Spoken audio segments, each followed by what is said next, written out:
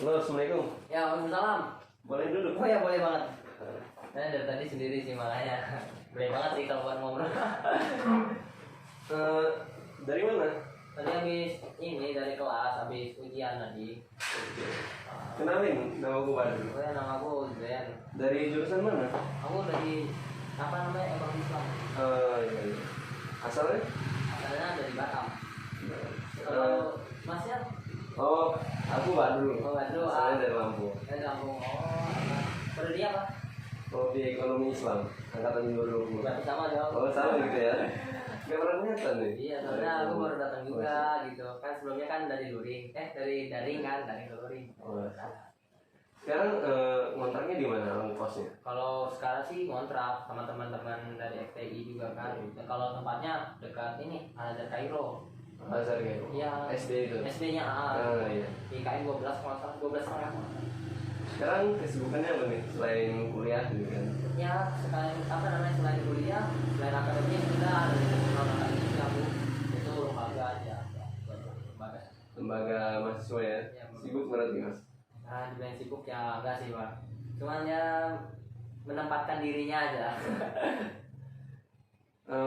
Boleh nggak nih saya nanya-nanya tentang apa, membahas sesuatu nih kita? Ya, boleh banget sih, boleh banget sih, itu harus sih kalau mau. Oke. Bagaimana kita cara membicarain tentang wakaf? Gimana? Kita bicara tentang wakaf boleh nggak? Oh, ya, boleh banget sih. Kalau saya dengar sih wakaf nih sangat booming sekali ya. Bahkan wakaf ini menjadi daya tarik itu sendiri. Maksudnya masyarakat tuh banyak berantisipasi gitu loh. Maksudnya banyak berpartisipasi dalam wakaf ini, dalam gerakan wakaf ini seperti itu. Dan bahkan kita bisa ngelihat juga dari wakaf tanah, wakaf gedung, wakaf lain sebagainya, itu sangat banyak gitu. Kita temukan sangat banyak. Kalau boleh tahu, menurut Mas Zen nih, wakaf itu apa sih? Nah, kalau menurut saya sendiri ya, kalau dari cara pandang saya sendiri itu, kalau wakaf tuh kayak apa ya, perbuatan hukum wakif untuk memisahkan atau menyerahkan sebagian hartanya, ya kan, harta benda miliknya untuk dimanfaatkan selama dalam jangka waktu itu tertentu. Nah, untuk apa namanya ya, untuk pemberian atau penyerahan uangnya itu atau harta benda miliknya itu, nah itu bisa untuk kepentingan sosial, bisa juga untuk kepentingan peribadatan. Nah, gitu. Jadi kalau kita dulu itu sering sekali mendengar wakaf itu untuk hal peribadatan. Oh iya. Tapi untuk sekarang tidak hanya peribadatan, tapi untuk masalah sosial itu sangat-sangat bisa. Berarti harta yang diwakafkan itu memang harus dimanfaatkan ya? Iya, benar. Apa nggak boleh dihabisin? Sebenarnya kalau harta yang diwakafin itu ya seharusnya dimanfaatin sih. Maksudnya lebih kayak diproduktifkan. Nah, karena apa? Karena wakaf itu sebenarnya nilainya itu tidak boleh habis. Tidak boleh habis. Nah, jadi harus dikelola terlebih dahulu oleh badan yang berwenang.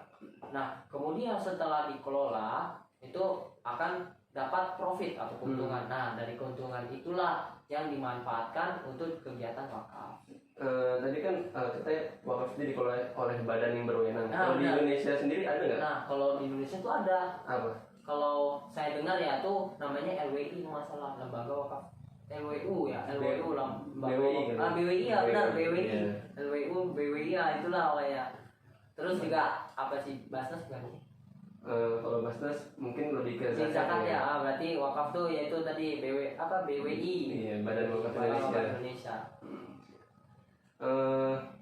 Tadi kan sempat nyinggung wakaf uang nih. Nah, iya benar. Kalau boleh tahu wakaf uang tuh kayak mana sih menurut Mas Zen? Nah, kalau menurut saya pribadi ya, kalau wakaf uang tuh kayak misalkan saya ini seorang orang wakaf itu wakif ya kan? Iya. Kan wakif, saya itu seorang wakif.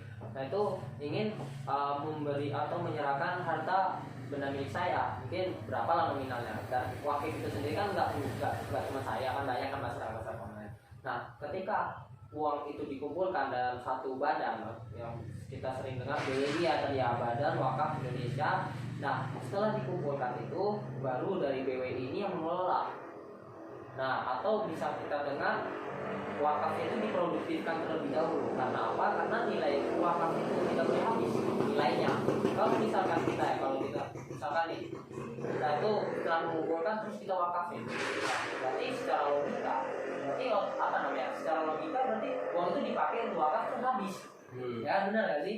Nah maka dari itu dari BWI itu sendiri mereka itu setelah mengumpulkan, nah mereka ini mengirim ke beberapa sektor, bisa lewat investasi, tapi yang syariah ya, investasi, terus sukuk, terus apalagi obligasi dan sebagainya. Setelah mendapatkan profit, baru yang tadi mungkin saya jelasin, setelah mendapatkan profit baru diwakafin, maksudnya dipergunakan. Nah dari profitnya itu yang diwakafin. Iya benar, dipergunakan lebih kayak sosial gitu. Bisa sosial, bisa untuk peribadatan.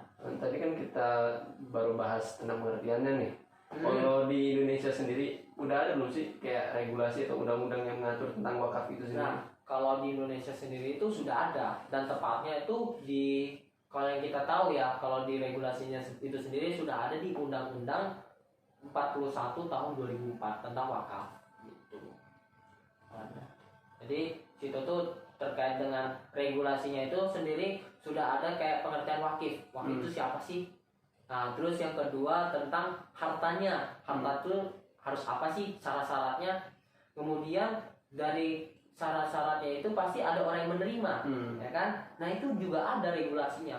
Jadi wakaf regulasi wakaf di Indonesia ini sudah sangat kalau bahasa ininya signifikan, maksudnya sudah sangat jelas banget gitu. Maksudnya dari orangnya itu siapa, hartanya itu seperti apa, bentukannya seperti apa, terus orang yang mengelola itu sudah ada syarat-syaratnya. Jadi bukan hanya saya nih sebagai orang mengelola nih, kemudian saya mengelola, enggak, tapi harus ada iming-iming juga.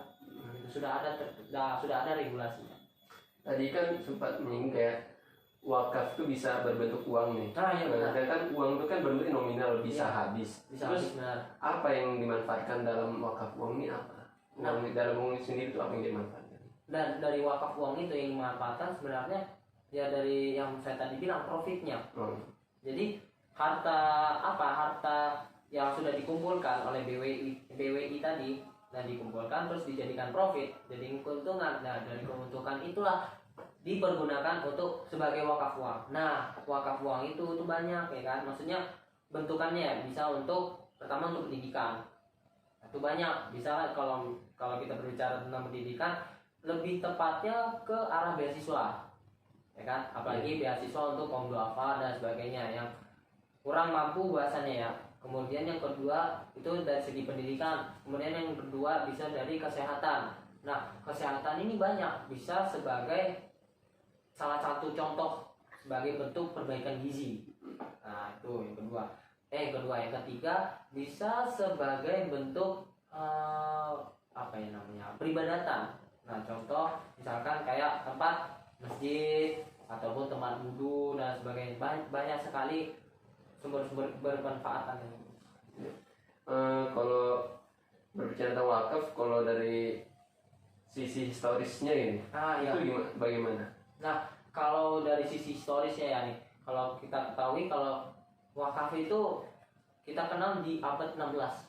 Nah, kalau salah di abad ke-16 itu pada masa kekuasaan Turki Utsmani. Nah, pada saat itu uang tunai atau uang yang ada di sana itu berasal dari wakaf yang dikumpulkan dari pooling fund. Lalu setelah pooling fund itu maksudnya setelah uang itu dikumpulkan, nah terus dikelola oleh nazir. Nah nazir itu diutus atau dilantik dari pemerintah sana pada masa kekuasaan Turki Utsmani. Nah baru pada saat itu juga dari nazir itu setelah mengumpulkan kemudian dipergunakan ke sektor bisnis. Banyak ya sektor bisnis. Nah kita bisa ambil salah satunya dari peminjaman modal, masalahnya seperti itu. Nah dari peminjaman modal ini setelah mungkin kita ambil range waktu 1 tahun, nah bahasanya seperti itu. Kita meminjamkan dana selama setahun. Nah setelah setahun itu dikembalikan dana tersebut dan pasti ada namanya keuntungan. Nah keuntungan ini kalau bahasa Inggrisnya tuh namanya plus extra return atau bisa dikenal sebagai ya uang tambahan lah. Nah dari uang tambahan itulah kita kenal sebagai keuntungan itu yang digunakan sebagai digunakan untuk wakaf uang tadi. Nah, yang tadi bisa sebagai bentuk pendidikan dan sebagainya. Itu seperti itu sih. Nah, itu dari segi historisnya. Gitu sih. Kalau wakaf uang di era modern ini pencetus itu siapa sih? Nah, kalau di era modern ya, maksudnya di era sekarang ya, kan kita sering lihat bahkan saya sendiri kita udah pernah wakaf gitu loh, wakaf dan ada hasilnya, maksudnya hasilnya tuh kita wakaf ada feedbacknya. Nah, feedbacknya tuh sertifikat. Nah, kalau di era modern itu bentuknya seperti itu. Nah, kalau untuk pencetusnya sendiri itu dari Profesor M.A. Manan. Nah, beliau ini dari Bangladesh. Beliau berasal dari Bangladesh dan beliau juga pada di Bangladesh itu beliau membuat namanya SIBL atau namanya Social Investment Bank L2 Limited. Kalau nggak salah itu sih, itu di Bangladesh.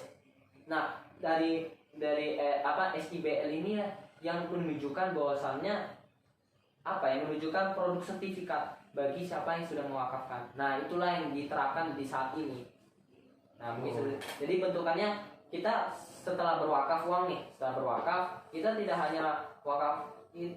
hanya mendapatkan kebermanfaatan itu, tapi kita mendapatkan kayak label gitu, bahwasanya kita dapat sertifikat. Nah, sertifikat bahwasanya kita sudah berwakaf dengan nominal berapapun itu.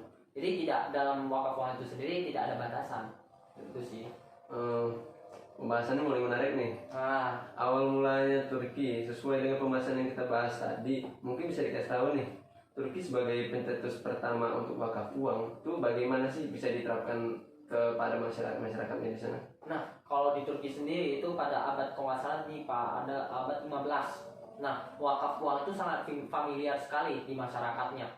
Nah, wakaf uang itu biasanya merujuk pada cash deposit di lembaga-lembaga keuangan di sana seperti bank dan sebagainya.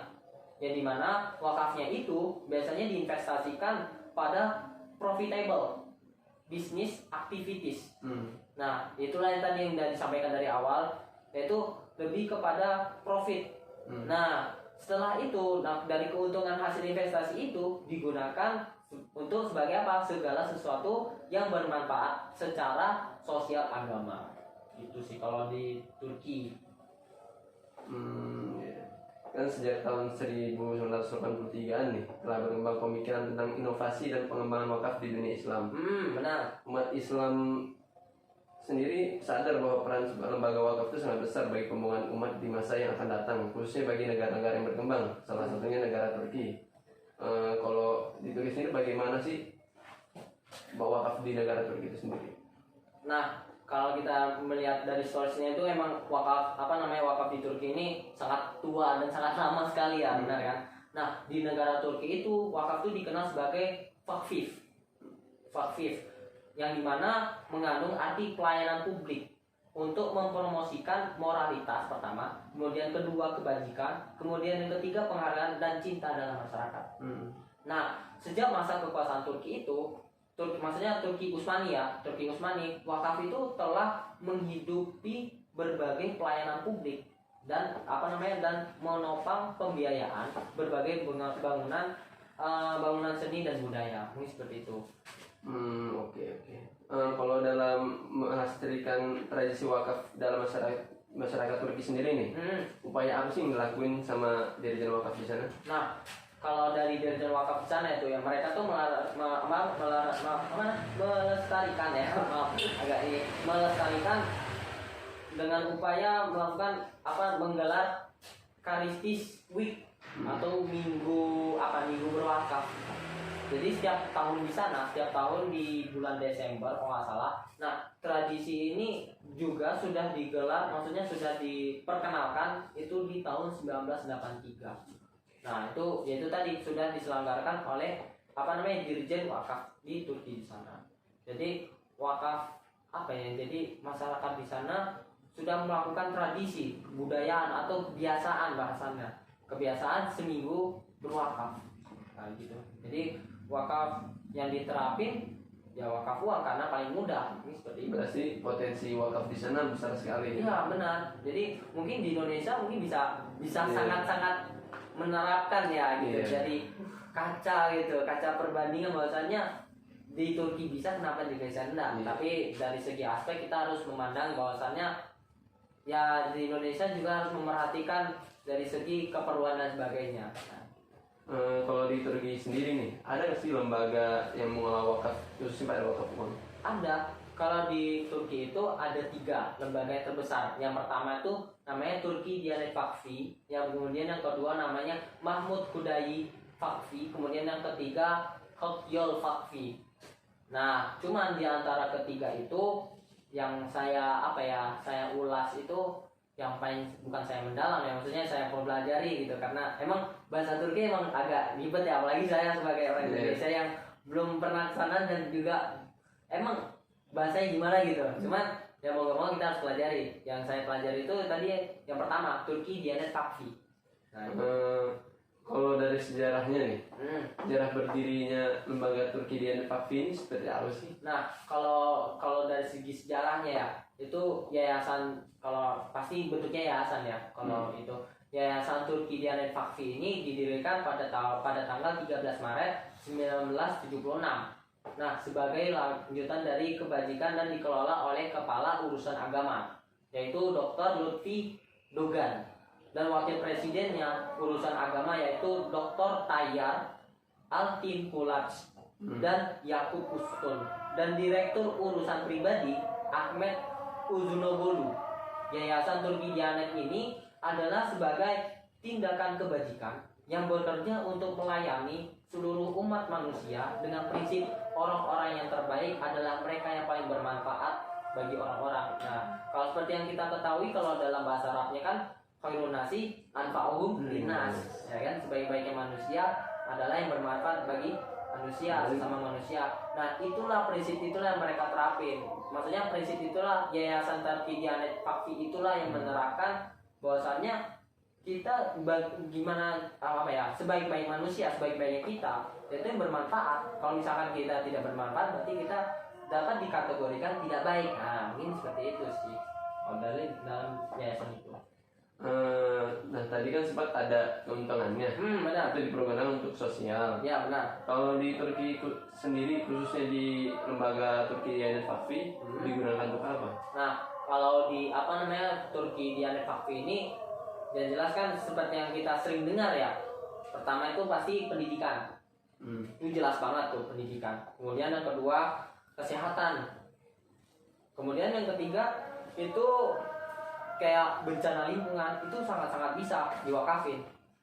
Karena sangat membantu masyarakat gitu. Apalagi sosial gitu ya.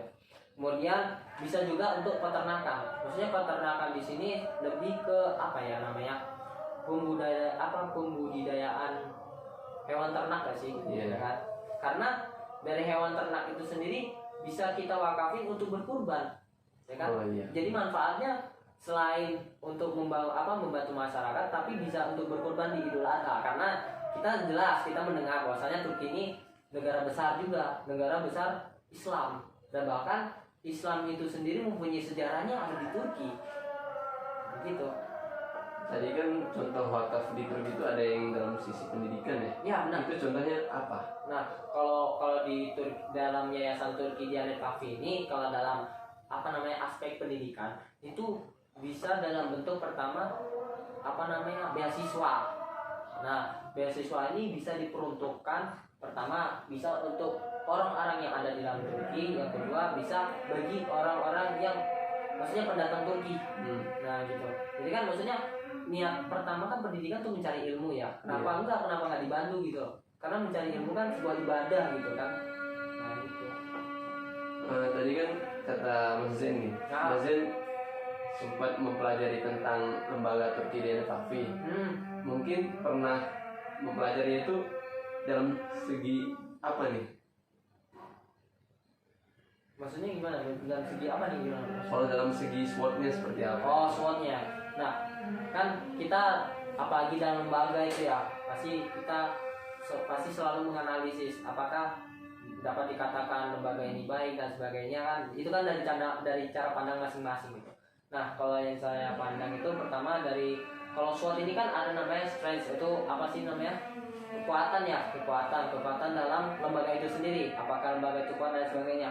Kemudian ada namanya weakness, itu sebagai yang bisa dikenal itu sebagai kelemahan. Apa sih kelemahan dari lembaga tersebut, apa kurang ini dan sebagainya. Kemudian ada juga opportunity, yaitu peluang. Nah peluang dari lembaga tersebut itu apa sih sebenarnya, ya kan. Kemudian ada juga threat atau ancaman. Nah apa sih yang menyebabkan lembaga ini bisa terancam, faktor apa. Nah kalau yang saya pandang ya pertama itu dari segi strength atau kekuatan. Nah kalau dari Turki Diyanet Vakfi ini, usaha yang dijalankan oleh lembaga ini beragam, sangat beragam sekali, dan bahkan mayoritas tuh ada di di sektor jasa perkantoran tuh yang pertama, yang kedua ada di pendidikan, sehingga akan tetap sustainable, ya kan, akan selalu berkelanjutan, ya kan, selama Turki Diyanet Vakfi ini bisa beradaptasi dari zaman ke zaman. Nah itu menurut saya itu dari segi kekuatannya, karena dari beragam itulah yang membuat lembaga ini kokoh gitu. Kemudian yang kedua tadi weakness ya, kelemahan. Nah kalau dari kelemahan itu mungkin ya saya pribadi kan masih kurang banget ya, maksudnya untuk mencari tahu informasi dan sebagainya. Mungkin lebih kayak kelemahannya tuh publikasi pengelolaan aset di sana itu pada Turki Diyanet Vakfi ini masih masih kurang rinci. Jadi kita sebagai pelajar nih, saya ingin tahu nih ilmunya apa aja sih, tapi gimana ya, masih kurang dalam, maksudnya belum terlalu lebih jelas gitu. Nah mungkin program wakaf utama ini tidak dideskripsikan dengan baik gitu. Jadi emang dari peluangnya dari segi sektornya sangat banyak, ya kan, tapi tidak dijelaskan dari sektor terbanyak itu yang paling utama itu apa sih. Nah gitu, itu yang dari segi weakness, kelemahan. Terus ada lagi yang dari segi opportunity atau peluang. Nah peluangnya ini kalau misalkan ya program yang sudah dijalankan ini secara efektif, ya kan, program-program tadi kan banyak ya, maka program tersebut akan menyediakan layanan agama kepada masyarakat yang lebih luas. Nah menurut saya seperti itu sih, dan bisa membantu generasi berikutnya untuk berkembang dan akan mengambil bagian dari layanan agama. Nah mungkin itu sih dari segi peluang ya, kan peluang itu apalagi kita melihat dari celah-celah terkecil kan. Nah celah-celah terkecil itulah yang menjadikan peluang itu bagus. Kalau misalkan tidak mengambil dari peluang itu, kita tidak akan berkembang gitu, tidak akan produktif gitu, tidak akan efektif bahasa gitu. Nah ada juga tadi kan ada 3, terus yang keempat itu ada namanya threat, ancaman. Nah kalau dari segi ancaman ya, khususnya dalam Turki Diyanet Vakfi ini lini bisnisnya terlalu luas. Memang benar, faktornya segi faktornya itu memang luas banget ya tadi ya. Tapi dari saking luasnya itu maka akan menyebabkan pecah fokus. Menurut saya seperti itu. Jadi mungkin yang butuh berapa lah, 3 atau 4, 5 boleh lah. Tapi kalau misalkan terlalu banyak itu tidak fokus. Tapi kalau misalkan dari ancaman ini, emang kalau misalkan ada yang benar-benar fokus, ada di dalamnya, ada yang mengelola, maksudnya tidak double job. Kan banyak nih seperti yang kita dengar, bahwasanya ada yang lembaga wakaf tuh ada yang double job nih. Ada dia tuh sebagai pemegang utama, tapi dia ada usaha samping, ada pekerja samping. Nah itu yang menyebabkan bisa jadi pecah fokus, tidak menjadi berkembang ataupun tidak efektif. Sebuah ancaman itu benar.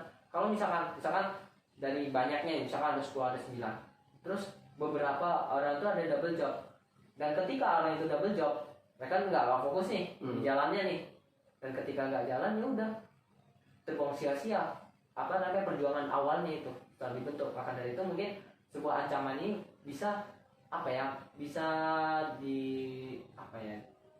ditutupi lah. Ditutupi dengan cara apa? Dengan cara mungkin lebih ke jobnya itu mungkin dijadikan satu gitu, tidak boleh lebih.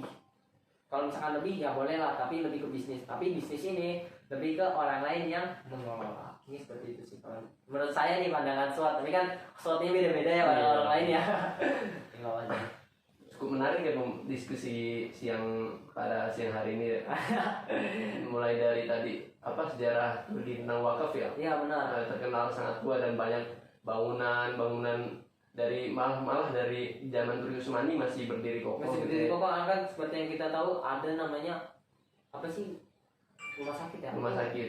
Rumah sakit tuh kalau nggak salah di zamannya siapa ya?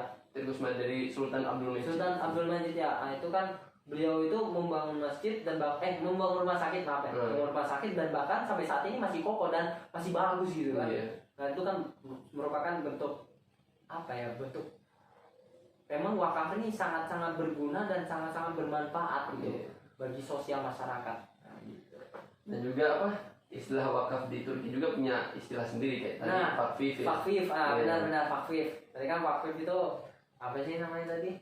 Lebih kayak kebermanfaatan ya, lebih kayak kebijakan, tindakan kebijakan masyarakat untuk masyarakat gitu kan. Kebermanfaatan manusia sesama manusia gitu. Sebagai manusia itu berbuat baik gitu. Oh, cukup panjang ya pembahasan kita siang ini ya. Iya makanya. Kalau mungkin Mas Zain ada pesan-pesan untuk apa? Closing statement ya Mas ya. Closing statement saya generasi muda seperti kita ini apa nih pesan-pesan untuk kalau menurut saya pribadi ya, kalau untuk wakaf itu marilah kita berwakaf gitu. Karena apa? Karena wakaf ini selain daripada membangun masyarakat, maksudnya membantu masyarakat itu secara sosial, tapi secara agama kita mendapatkan amal jariah dan tentunya kita mengharapkan dong ya kan amal jariah itu dan itu bisa menjadi pahala gitu kita sendiri kita nggak tahu ya nanti kita meninggal kapan, jalan kubur kita kapan. Nah itu menjadi faktor pendukung kita untuk apa ya, untuk jaminan agama gitu. Jadi untuk pahala lah, ladang pahala kita di amal jariah itu diwakaf. Jadi kita tuh jangan bosan-bosan untuk berwakaf ya, walaupun kita emang tidak punya duit dan sebagainya, setidaknya kita pernah itu berwakaf. Ya 100.000 boleh, 1.000 pun juga boleh, nggak masalah. 500 perak pun juga boleh. Lagi di UI sendiri udah ada lembaga sendiri iya, ya. Bener. Di UI juga ada namanya Lazis apa namanya? LWU Lazis Unisia. Bener tuh kalau teman-teman mau mau berwakaf di sana aja. Di sana juga ada kirisnya, juga ada ininya. Jadi teman-teman bisa selain berwakaf juga mendapatkan bermanfaatan, juga mendapatkan benefit yang apa tadi? Yang sudah diterapin sama Amanah tadi kan membuat sertifikat kan SIBL, yaitu mereka tuh mendirikan sebuah layanan gitu, mendirikan yaitu tadi orang-orang berwakaf mendapatkan sertifikat. Nah gitu. Oke. Mungkin cukup nih. Cukup banget sih, nggak apa-apa sih. Ini pembahasan kita sangat banyak sekali ya. Oke.